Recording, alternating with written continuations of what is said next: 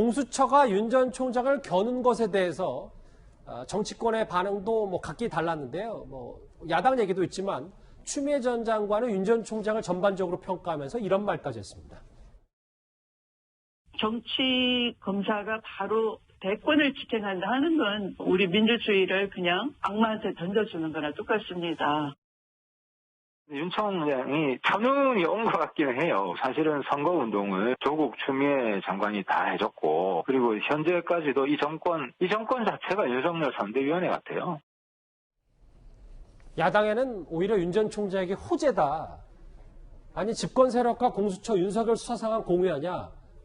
또 다른 대권 주자 가운데 하나인 원희룡 지사는 공수처가 문재인 정권과 자폭을 선택했다 이런 표현까지 썼는데요. 근데 이현정 의원님. 네.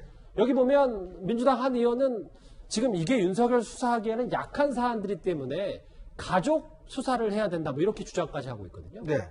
저는 이제 저 중에서 추미애 장관이 민주주의를 악마한테 던져주는 것이다 이런 얘기 하셨는데 물론 뭐 개인적인 의견은 있을 수 있습니다. 그런데요. 제가 민주주의 이야기 하셨으니까 이야기를 꼭 드려야 될 것 같은데 우리나라 헌법의 아버지들이요. 우리나라 헌법을 만드실 때 왜 법무부 장관과 검찰총장을 분리해서 만들었을까요? 왜 미국 같은 경우는 법무부 장관이 검찰총장을 겸임하고 있습니다. 이 분리한 이유는 뭐냐 하면 결국 검찰의 중립성 이거 자체가 굉장히 중요하다는 점을 우리 헌법의 아버지들이 인식하신 겁니다.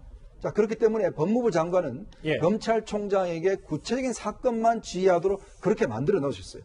그리고 일반 사건에 대해서는 법무부 장관이 개입하지 못하도록 만들었습니다. 즉 법무부 장관은 대통령이 임명하고 검찰총장은 대통령이 임명하지만 검찰이라는 조직을 거의 준사법기관처럼 만들어 놓았습니다. 그렇기 때문에 어떤 정치적 중립성과 공정성을 처음부터 지키려고 했습니다. 자 그런데 그래서 역대 검찰 법무부 장관들이 추미애 장관 전까지는 딱 한 번 수사지휘권을 발동했습니다. 바로 이제 천정배 장관이 강정구 교수와 관련된 사건에 대해서 불구속 수사를 하라고 수사지휘를 딱 한 번 했습니다. 그런데 추미애 장관이 들어서서 정말 수차례에 걸쳐서 수사지휘를 했어요. 자 그러면 정말 민주주의를 파괴한 분은 누구라고 생각하십니까? 자 이게 우리나라에서 70년 동안 이 헌법의 정신을 그동안 법무부 장관들은 그래도 지켜왔습니다. 근데 법무부 장관 추미애 장관 되고 난 다음에 이 상황 완전히 관리를 다 없애버렸어요.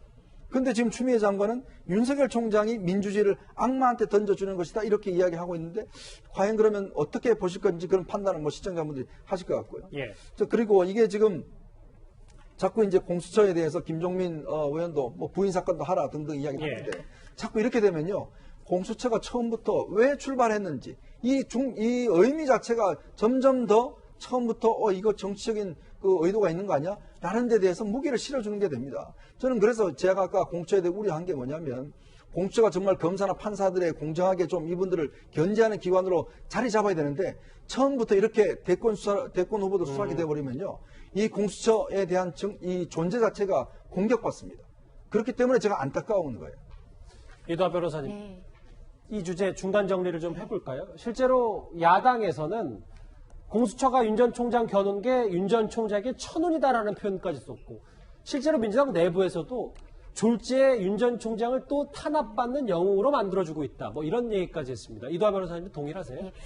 저도 동의하는데 아까 그 배종찬 본부장이 MZ 세대 얘기를 잠깐 해주셨는데 그 MZ 세대가 많이 가는 커뮤니티에 보니까 이 윤석열 전 총장이 공수처 수사받는다 이거에 되게 관심이 많더라고요. 그리고 거기에 대해서 비판적이더라고요. 그래서 이 부분이 젊은 세대들한테도 공감을 얻는구나. 그러니까 검찰총장이라고 하면 되게 거대한 산처럼 느껴졌을 텐데 이 사람도 막 수사를 받고 핍박을 받는구나. 이게 피해자처럼 느껴지는 거 아닐까 이런 생각이 들고요. 우리 국민들이 일정 부분 핍박받고 피해자인 사람들한테 더 공감하는 부분이 있거든요. 연민하고 공감하는 부분. 그러니까 윤석열 전 총장은 검사니까 그런 이미지를 많이 못 갖고 있다가 추미애 전 장관이 핍박하고 이러니까 이제 지지율이 올라가고 그랬잖아요. 근데 그러니까 이 부분도 공수처가 오히려 그런 프레임을 만들어주니까 유리하게 되는 거 아닌가. 있습니다. 근데 공수처가 사실 수사를 잘 할 수 있을지는 모르겠는 게 조희영 교육감은 지금 기소권도 없어가지고 말이 많잖아, 1호 수사. 그리고 압수수색도 위법하다고 말이 많거든요. 네. 그런 상태에서